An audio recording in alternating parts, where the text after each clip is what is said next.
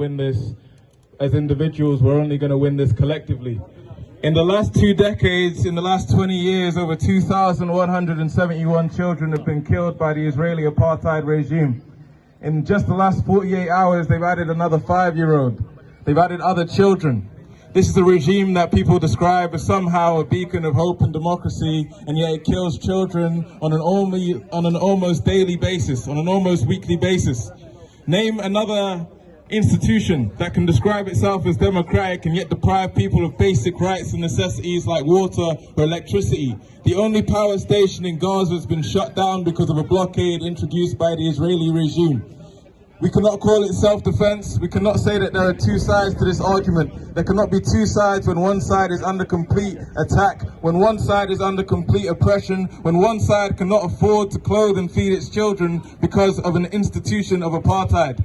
People driving on separate roads and having access to different healthcare and having access to different electricity simply because of where they come from. That is the definition of racism. Racism is defined when one group decides to maintain a certain hierarchy over another group, so we have to fight back.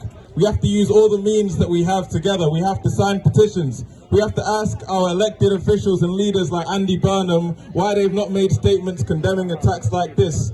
Why is it they seem happy to stand on the side of the oppressed when it's suitable for them, but as soon as it's a Palestinian child who's dying on the TV screen, they want to be silent? Because we cannot be silent. Martin Luther King has described that an injustice anywhere is a threat to justice everywhere.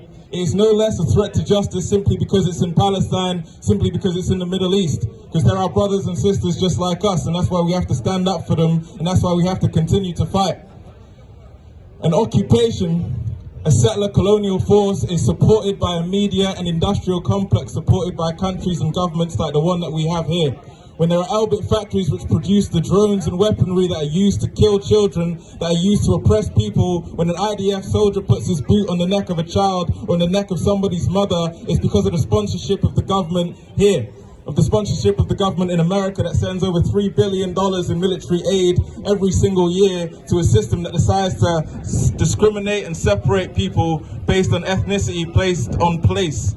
We have to advocate for the total and ultimate liberation of all Palestinians, because if any of them are in prison cells, if any of them are held in detention, if any of them have to go on hunger strike, then we are all under attack, because we're all connected. We're all human beings, and it is a human struggle first and foremost, and we have to recognize that. So none of us are truly free until the Palestinians are free. None of us are truly free until we decide to get involved in our local organizations and our local groups